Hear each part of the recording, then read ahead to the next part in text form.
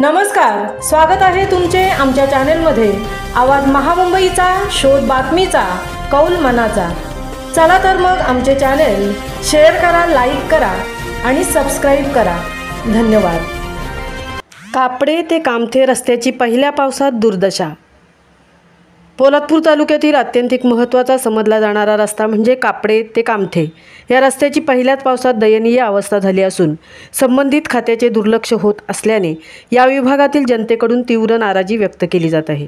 या रस्त्याच्या side पट्ट्यांमुळे carpet डांबरी रस्त्याच्या लेवलपासून अर्धा फूट खाली आहेत। सार्वजनिक बांधकाम विभागाने नदीतील लहान दगडांचा रेजगा किंवा खापऱ्या मुरुम टाकणे गरजेचे होते। काही ठिकाणी उन्हाळ्यात साईड पट्टीवर माती टाकून किंवा केबलच्या कामामुळे मातीचे साम्राज्य होऊन चिखल होऊन साईड पट्टी दबली आहे।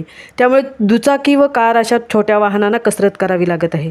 बांधकाम विभागाच्या भोंगळ कारभारामुळे या रस्त्यावर अपघात होण्याची शक्यता नाकारता येत नाही।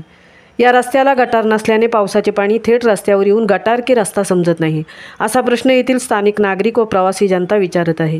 येणाऱ्या पावसाळ्याच्या तयारीच्या दृष्टीने साईड पट्टीवर क्रॉस चरी मारणे गरजेचे होते, तसेही केलेले दिसत नाही। त्यामुळे छोट्या मोऱ्या व पुलांवर थेट पावसाचे पाणी येत आहे। रस्त्याला लावलेली झाडे काही चांगली आहेत, मात्र त्यांना आधार नसल्याने रस्त्यावर आडवी झालेली दिसत आहेत। मग अशा उदासीनतेमुळे दरवर्षी वृक्षारोपण करून बिल हडप करायचे का, असा सवाल जनतेकडून विचारला जात आहे।